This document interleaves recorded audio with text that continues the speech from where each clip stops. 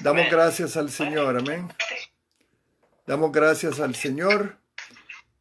Vamos a orar para poder darle gracias al Señor y prepararnos para recibir la palabra de esta noche, amados hermanos. Es importante la reunión a media semana porque eso nos permite fortalecernos, cargar baterías, decía mi amigo. Vamos a cargar baterías el día miércoles, decía, vamos a ir a congregarnos. Claro, hoy estamos tomando la decisión por ahora de los domingos sí nos reunimos en el templo, pero los miércoles todavía estamos teniendo reuniones en las redes. Amén. Así es que esta noche vamos a poner en las manos del Señor este tiempo y vamos a recibir esa palabra, amén, la palabra viva, la palabra eficaz. Dice Hebreos 4:12 que la palabra de Dios es viva y eficaz. Entonces, pidámosle al Señor que su Santo Espíritu nos ayude, hermanos, a entender la palabra, a discernir la palabra. Vamos a orar entonces ahí, los que me están siguiendo en Messenger, los que me siguen en Facebook. Vamos a orar y vamos a poner en la mano del Señor este tiempo. Padre, te damos gracias, bendecimos tu nombre, te pedimos, Espíritu Santo, quien eres el que inspira a todos los que venimos para hablar de tu palabra, que esta palabra sea recibida con un corazón como tierra fértil, Señor, y que quede en los corazones y que podamos discernir los propósitos tuyos a través de tu palabra. Bendecimos esta palabra en el nombre de nuestro Señor Jesucristo. Amén. Le he dado el nombre al tema de esta noche, le puse adorando en la reunión de los santos, porque tú y yo, de acuerdo a la palabra, somos santos. Amén. Y quiero decirte lo siguiente como una introducción. La Iglesia de Jesucristo es una asamblea de creyentes que le da mucha importancia a sus reuniones en sus locales, en sus edificios. Pero debido a la pandemia, el enemigo de las almas fraguó un plan del cierre total de las iglesias. Muchos, la mayoría, obedecimos las disposiciones del gobierno para cerrar los edificios. Esa fue una disposición de la Organización Mundial de la Salud, que quiero decirte, hermano, que es una entidad no cristiana, es una entidad atea. Algunos políticos dicen que es una organización de izquierda. Es una organización aliada con poderes que apoyan la plataforma del anticristo. Y ellos aplicaron medidas que si hubiéramos seguido con ellas mucho más tiempo, muchos hermanos cristianos se hubieran enfriado y probablemente hubieran regresado al mundo. Esto que les digo está demostrado. Pues aún oyendo los mensajes en las redes, solo un 40% de los miembros de las iglesias están oyendo a sus pastores. Óyeme bien, estas son publicaciones que se hicieron recientemente. Y la verdad que por no congregarse, muchos pastores están descuidando su grey, obligados por estrategias, que no son estrategias de Dios. Gracias a Dios, el gobierno actual declaró a las iglesias como entidades esenciales.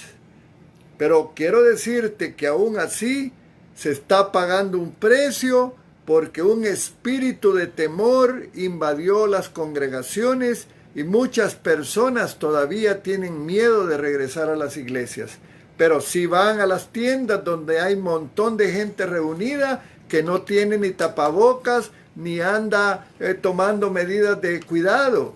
Han abierto los bares, han abierto muchos lugares, pero el enemigo puso un freno. Pero gracias al Señor que ya nos estamos liberando. Hermano que me escuchas en esta noche, congregarse en una iglesia es vital e importante porque es la base sobre la que se edifica la vida de sus miembros. Y quiero invitarte a que vayamos a lo que dice la palabra, porque cuando yo te predico, te refuerzo con lo que dice la Biblia, no en invento mío. Allí en Efesios, en el capítulo 4, versos 11 al 16, dice lo siguiente. Yo les voy a estar leyendo la versión traducción en lenguaje actual, porque a mi juicio es un poco más comprensiva. Dice la palabra así. Él fue quien les dio a unos la capacidad de ser apóstoles, a otros la capacidad de ser profetas, a otros la de ser evangelistas, a otros la de ser pastores y maestros. Hizo esto para que todos los que formamos la iglesia, que es su cuerpo, estemos capacitados para servir y dar instrucción a los creyentes. Así seremos un grupo muy unido y llegaremos a tener todo lo que nos falta. Seremos perfectos, dice la palabra, como lo es Cristo, por conocer al Hijo de Dios y por confiar en Él. Ya no seremos como niños que ahora piensan una cosa y más tarde piensan otra, y que fácilmente son engañados por las falsas enseñanzas de gente astuta que recurre a toda clase de trampas. Al contrario, el amor debe hacernos decir siempre la verdad, para que en todo lo que hagamos nos parezcamos cada vez más a Cristo, que es quien gobierna la iglesia. Cristo es quien va uniendo a cada miembro de la iglesia según sus funciones y quien hace que cada uno trabaje en armonía para que la iglesia vaya creciendo y cobrando más fuerza por causa del amor. Qué hermosa palabra. Efesios 4, 11 al 16. Quiero decirte algo más. Voy a ir agregando elementos que vayan convenciéndote de lo que es, lo que Dios te está hablando en esta noche. Quiero decirte que la congregación que describe la Biblia nos enseña que tenemos que reunirnos de frente, cara a cara, viéndonos, o moriremos, por supuesto, espiritualmente. Cuando tú no te congregas, cuando tú te alejas, cuando tú te aíslas, te mueres espiritualmente. No podemos abandonar la reunión de la iglesia local. La identidad misma de la iglesia nos manda a tener encuentros juntos y para demostrarlo vayamos al principio de la fundación de la iglesia misma en el libro de los Hechos. Yo quiero invitarte a que leas conmigo en el libro de los Hechos en el capítulo 2, versos 41 al 47. Siempre yo estaré leyendo la versión TLA, traducción en lenguaje actual. Ese día, unos 3,000 personas creyeron en el mensaje de Pedro. Tan pronto como los apóstoles los bautizaron, todas esas personas se unieron al grupo de los seguidores de Jesús y decidieron vivir como una gran familia. Y cada día los apóstoles compartían con ellos las enseñanzas acerca de Dios y de Jesús. Y también celebraban la cena del Señor y oraban juntos. Óyeme bien, oraban juntos. Al ver los milagros y las maravillas que hacían los apóstoles, la gente se quedaba asombrada. Los seguidores de Jesús compartían unos con otros lo que tenían. Vendían sus propiedades y repartían el dinero entre todos. A cada uno le daban según lo que necesitaba. Además, todos los días, óigase bien, Todos los días iban al templo y celebraban la cena del Señor y compartían la comida con cariño y alegría. Juntos alababan a Dios y todos en la ciudad los querían. Cada día el Señor hacía que muchos creyeran en Él y se salvaran. De ese modo, el grupo de sus seguidores se iba haciendo cada día más grande. La iglesia necesita congregarse para estimularse y para crecer. Quiero decirte, amado hermano, que me escuchas en esta noche ahí a través de Facebook, ahí en Messenger, que gran parte de la vitalidad de la iglesia proviene de la capacidad de sus miembros de participar en lo que las Escrituras describen como mandamientos mutuos. Y son esos mandamientos que nos mandan a animarnos y amarnos unos a otros, cosa que no tan fácil se consigue si no nos vemos, aunque por ahora la separación pueda ser una muestra de amor porque ayuda a evitar la contaminación. De eso estamos de acuerdo. Y quiero que leamos algunos de esos versículos donde Jesucristo y su palabra nos estimulan a animarnos, a amarnos. Ahí en Juan 13:34, acompáñame a leer. Dice la palabra: les doy un mandamiento nuevo. Ámense unos a otros. Ustedes deben amarse de la misma manera que yo los amo. Ese es Jesús hablándole a su iglesia. Ahí en Romanos, Pablo nos anima y dice lo siguiente: ámense unos a otros como hermanos y respétense siempre. Vivan siempre en armonía y no sean orgullosos, sino traten como iguales a la gente humilde. No se crean más inteligentes que los demás. Y quiero hablar un poquito de lo que es la eclesia, que se refiere a la reunión de un pueblo llamado y convocado, y que en el Nuevo Testamento designa en primer lugar a la congregación. Congregación quiere decirse cuando todos están reunidos del pueblo de Dios en Cristo, que se reúne en calidad de ciudadanos del reino de Dios con el propósito de adorar a Dios. La iglesia entonces, amados hermanos, amigos que nos están siguiendo en las redes, se presenta como el pueblo de Dios y es el conjunto de creyentes redimidos que existe por la muerte de Cristo.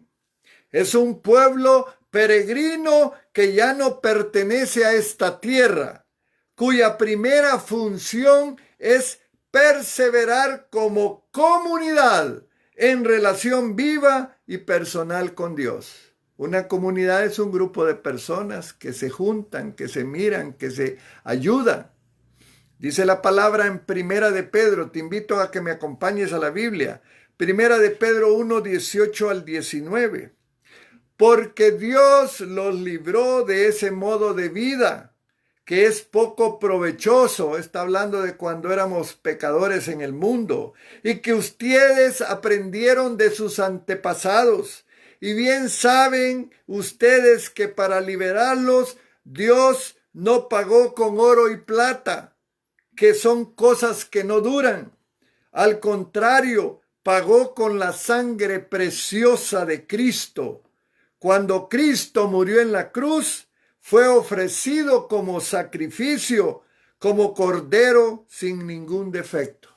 No es así nomás que somos cristianos. Hemos sido lavados con la sangre del Cordero. Hemos sido escogidos. Hemos sido apartados. Somos la iglesia de Jesucristo. No tienes por qué compararte con el mundo, amado hermano. Ya eres un escogido de Dios y tienes que considerarse como santo. Y por eso los santos se reúnan para adorar a Dios. La iglesia, amados hermanos, es un pueblo llamado a salir del mundo y entrar en el reino. La separación del mundo es inherente a la naturaleza de la iglesia y se recompensa con tener al Señor como el Dios y Padre. Y tengo otro versículo ahí reforzando lo que estoy diciendo.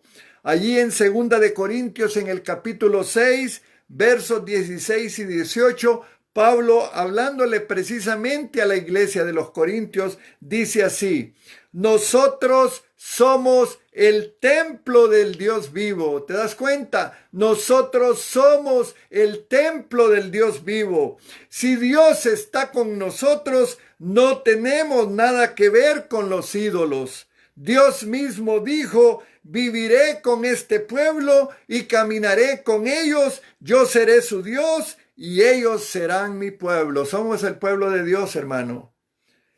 Por eso el Señor también dice: apártense de ellos, no toquen nada impuro, y yo los aceptaré. Yo seré para ustedes como un padre, y ustedes serán para mí como mis hijos y mis hijas.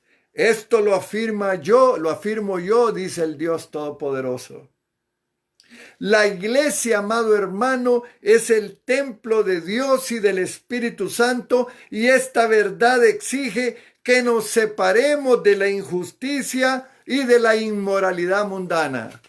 El mundo quiso atraer a la iglesia. Los planes de los líderes del mundo que están fraguando algo peligroso para nosotros quisieron abarcar trataron de hacernos daño. Pero la iglesia está viva porque Cristo está con ella. Somos el templo de Dios. Y hablando al respecto, hay una cita bíblica allí en 1 de Pedro 2, del 4 al 10, que yo quiero que me acompañes. Y estamos declarando la palabra, mi hermano. Es la Biblia que está hablando a tu corazón. Ustedes, dice Pedro, son piedras vivas que Dios está usando para construir un templo espiritual. Por lo tanto, acérquense a Jesucristo, pues Él es la piedra viva que la gente despreció, pero que Dios eligió como la piedra más valiosa. Además, ustedes son sacerdotes especiales y por medio de Jesucristo le ofrecerán a Dios los sacrificios que a Él le agradan. Pues Dios dice en la Biblia: yo seré para Jerusalén una piedra valiosa y escogida. Seré la piedra principal y serviré de base al edificio. El que confíe en mí jamás será engañado. Ustedes creen en Dios y por eso consideran que esa piedra es muy valiosa. Pero a los que no creen, les sucede lo que dice la Biblia. La piedra que rechazaron los constructores del templo es ahora la piedra principal. Y también esta es la piedra por la que muchos caerán, muchos tropezarán en esta roca. Eso es lo que se merecen. Tropezarán por no aceptar el mensaje de Jesucristo. Pero ustedes son miembros de la familia de Dios. Te está hablando el Señor, hermano. Son sacerdotes al servicio del Rey y son su pueblo. Dios mismo los sacó de la oscuridad del pecado y los hizo entrar en su luz maravillosa. Por eso, anuncien las maravillas que Dios ha hecho. Ustedes no eran nada, pero ahora son el pueblo de Dios. Antes Dios no les tenía compasión, pero ahora los ama mucho, porque tú entregaste tu corazón a Cristo, porque tú te rendiste a Cristo, eres su iglesia. No te dejes avergonzar, no te dejes presionar por aquellos enemigos de la iglesia que están queriendo cerrarla. La iglesia es el cuerpo de Cristo y su cabeza es Cristo. Sin Él, ninguna iglesia es genuina. la iglesia es la esposa de Cristo y esa imagen del matrimonio pone de relievo la devoción y la fidelidad de la iglesia a Cristo y el amor y la familiaridad de Cristo con su iglesia. Y es importante que entendamos que el plan de Satanás es destruir la familia. El plan de Satanás es destruir el matrimonio entre el hombre y la mujer. Tengamos mucho cuidado. Oremos mucho para que el enemigo salga fuera de nuestras vidas y sea derrotado en esa área. Y quiero invitarte ahí que leamos Efesios 5, 22 al 27. Las esposas deben sujetarse a sus esposos, así como lo hacen con Cristo, porque el esposo es cabeza de su esposa, así como Cristo es cabeza de su iglesia, y también su Salvador. Cristo es la cabeza y la iglesia es el cuerpo. Por eso la esposa debe sujetarse a su esposo en todo, así como la iglesia se sujeta a Cristo. Los esposos deben amar a sus esposas, así como Cristo amó a la iglesia y dio su vida por ella. Lo hizo para hacerla solo suya, limpiándola por medio de su mensaje y del bautismo. Cristo quiso regalarse a sí mismo una iglesia gloriosa, apartada del mal y perfecta, como un vestido sin una sola arruga, ni una sola mancha, ni nada parecido. Cristo está preparando su iglesia. Cristo un día va a arrebatar a su iglesia. Quiere una iglesia sin mancha y sin arruga. Cuidemos nuestro corazón, guardemos nuestra alma. Esperemos ese día. ¿Cuándo es? No lo sabemos. Muchos han estado hablando de que estos son principios de dolores, como dice la Biblia. Hay otros tantos que hablan de eventos ya postreros, pero el único que tiene la respuesta es el Padre Celestial. Nosotros debemos de estar siempre pegados a la roca, parados en la roca que es Cristo Jesús. La primera iglesia, amados hermanos, que se fundó hace más de 2000 años, instituyó las reuniones de sus miembros desde el principio, y eso le ha dado fuerza y poder, porque la iglesia está constituida por familias que aman a Dios y que se reúnen para cuidarse mutuamente.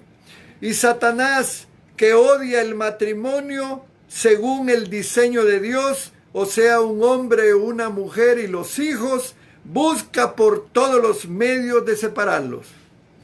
Pastor, amado pastor, te hablo a ti. Pregúntale a Dios si ya es tiempo que te reúnas con tus ovejas, porque ellas están en peligro si no se congregan. Los pastores somos llamados a proteger a nuestras ovejas, y por eso Pedro nos exhorta a hacerlo. Y aquí traigo otra cita bíblica. Allí en Primera de Pedro 5:2, apacentad, dice, la grey de Dios que está entre vosotros, cuidando de ella, no por fuerza, sino voluntariamente, no por ganancia deshonesta, sino con ánimo pronto. Y hay una versión en traducción en lenguaje actual que quiero leérselas, que es el mismo versículo, pero dicho de otra manera. Cuiden ustedes de las personas que Dios dejó a su cargo, pues ellas pertenecen a Dios. Cuídenlos como cuida el pastor a sus ovejas. Háganlo por el gusto de servir, que es lo que a Dios le agrada, y no por obligación ni para ganar dinero. Y una razón para hacerlo es el hecho de tantas herejías que circulan por las redes que promueven enseñanzas antibíblicas.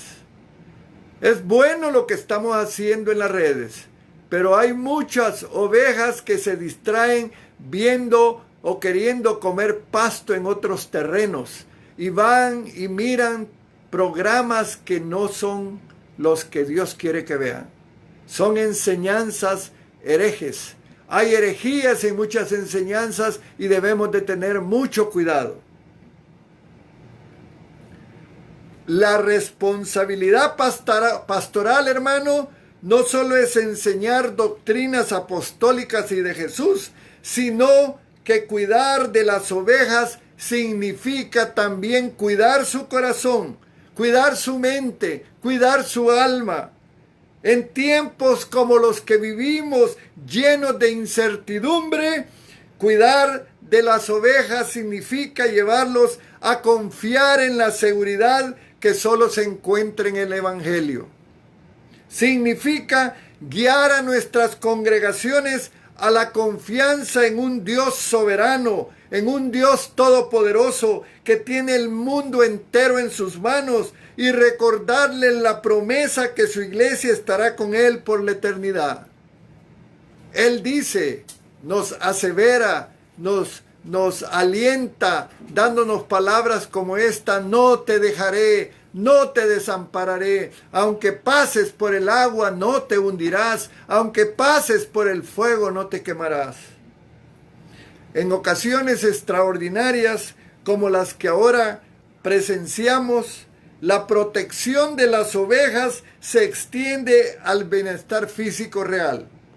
Todos conocemos que allí en muchas iglesias se congregan personas de edad mayor. Ellos corren riesgos y hay que cuidarlos, pero también debemos de cuidar su corazón. A los cristianos, hermanos, se nos ordena amar a nuestro prójimo. Seguramente, en los tiempos que vivimos, este sea un concepto complicado. Hace solo unos meses pensamos que sabíamos lo que significaba amar a nuestro prójimo. Hoy este mismo mandamiento parece requerir mucho más. Alguien lo dijo de esta manera: para los cristianos, el mandato de amar a nuestro prójimo ahora se ve muy diferente dadas las realidades del coronavirus. Pero la iglesia de Jesucristo ha estado aquí antes. Los cristianos a lo largo de la historia de la iglesia han enfrentado el desafío de las pestes. Esta es una peste más. Nuestras circunstancias y situaciones son diferentes, pero la teología y nuestro compromiso como cristianos sigue siendo el mismo. Amarás al Señor tu Dios con todo tu corazón, con toda tu alma, con todas tus fuerzas, y a tu prójimo como a ti mismo. Pero hay algo que quiero terminar y diciéndoles y recordándoles. Es importante la gran comisión. No debemos detener la gran comisión. Ese es el plan del enemigo. Ese es el plan de Satanás. Pero el plan de nuestro Señor Jesucristo es que nadie se pierda, que todos lleguemos al arrepentimiento, que un día esa iglesia que va a ser arrebatada sea numerosa. Y hablando de la gran comisión, ahí en Mateo 28, versículos 18 al 20, dice la palabra: y Jesús se acercó y les habló diciendo: toda potestad me es dada en el cielo y en la tierra. Por tanto, id y haced discípulos a todas las naciones, bautizándolas en el nombre del Padre, del Hijo y del Espíritu Santo, enseñándoles que guarden todas las cosas que os he mandado. Y he aquí, dice el Señor, yo estoy con vosotros todos los días hasta el fin del mundo. Amén. Esa palabra amén dice así sea. O sea, Dios no es hombre para mentir, ni hijo de hombre para arrepentirse. Lo que Él dice es sí y amén. Amén, hermanos. Ahora no es el momento de retirarse. El Evangelio no es menos cierto hoy que lo que era antes del COVID-19. En momentos como estos, el mensaje de salvación es deseable y el mandato de ir y hacer discípulos todavía se aplica. Sería demasiado fácil para nosotros descuidar la gran comisión y enfocarnos en hacer planes de otro tipo en lugar de ver nuevos discípulos de Cristo. Estaremos tentados a usar la necesidad del aislamiento físico y el distanciamiento social como una excusa fácil para la inactividad. Pero esto no puede ser. Las crisis perturban los corazones, pero el Evangelio sana esas heridas.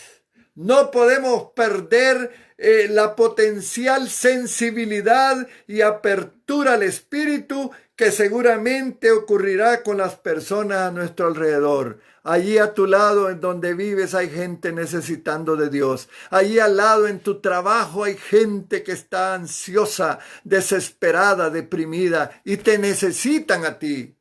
Ay de ti si no cumples con el mandato de la Gran Comisión. Ahora, te podrás preguntar tú en este momento, el pastor, ¿qué está diciendo? Si es tan difícil hacerlo. Te preguntas y haces esta pregunta, sí. ¿Cómo cumplimos la Gran Comisión en el aislamiento social? Como ya dije antes, estas son preguntas difíciles, pero es nuestra responsabilidad buscar juntos a esas situaciones con mucha oración y sabiduría. Tenemos que estar orando, pidiéndole a Dios. Leí algo que escribió un pastor quien desafiaba a la iglesia a no abandonar la Gran Comisión. Él proporciona una lista de maneras específicas para interactuar con otras personas durante este tiempo que demuestran el amor al prójimo y proporcionan oportunidades para la proclamación del Evangelio. Sugerimos algunas acciones. Brindar cuidado infantil. Hay familias que se van a ir a trabajar y los niños se quedan solos. ¿Qué tal si podemos ayudar? ¿Qué tal si el vecino ya es un hombre mayor o mujer mayor, tiene que salir a caminar a su perro? A lo mejor le podemos ayudar, siempre que el perro no nos muerda, ¿verdad? Ofrecerse para buscar alimentos y suministros para las personas más expuestas. Llamar a las personas, al vecino, al familiar, enviar textos a personas del vecindario si tú tienes la información para saber cómo se encuentran. Ofrecer palabras de esperanza para aquellos que enfrentan ansiedad o depresión. Cuando tengas que ir de compras, agrega un poco más de víveres para regalar a los que no tienen. Pregunta a tus amigos y vecinos cómo están. Diles que estás orando por ellos. Diles que estás orando para que estén seguros en sus trabajos. Yo sé que hay miembros en las iglesias con mucha más creatividad para encontrar formas para ministrar a aquellos que están sin la esperanza que ya nosotros como cristianos tenemos.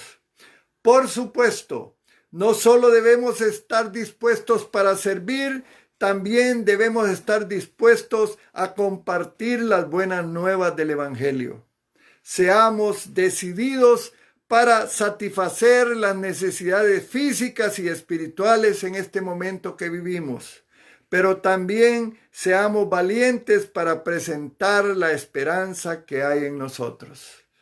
Dice Primera de Pedro 3:15, sino santificad a Dios el Señor en vuestros corazones y estad siempre preparados para presentar defensa con mansedumbre y reverencia a todo el que os demande razón de la esperanza que hay en vosotros. Tú tienes a Cristo en tu corazón, amado hermano. Has sido lavado con la sangre del Cordero. Tú tienes una esperanza de vida eterna. Comunícasela a otra persona. Enséñale. Dile que en la Biblia hay tantas promesas para todos. Cuando todo esto pase, hermanos, y por la gracia de Dios eventualmente pasará, debemos planear ese momento como comunidad cristiana, invitar a nuestros vecinos, a nuestros amigos a una gran celebración. Pero de algo estamos seguros que debemos proclamar las buenas nuevas del Cristo crucificado y resucitado en una comunidad en caos. Equipémonos para ese momento.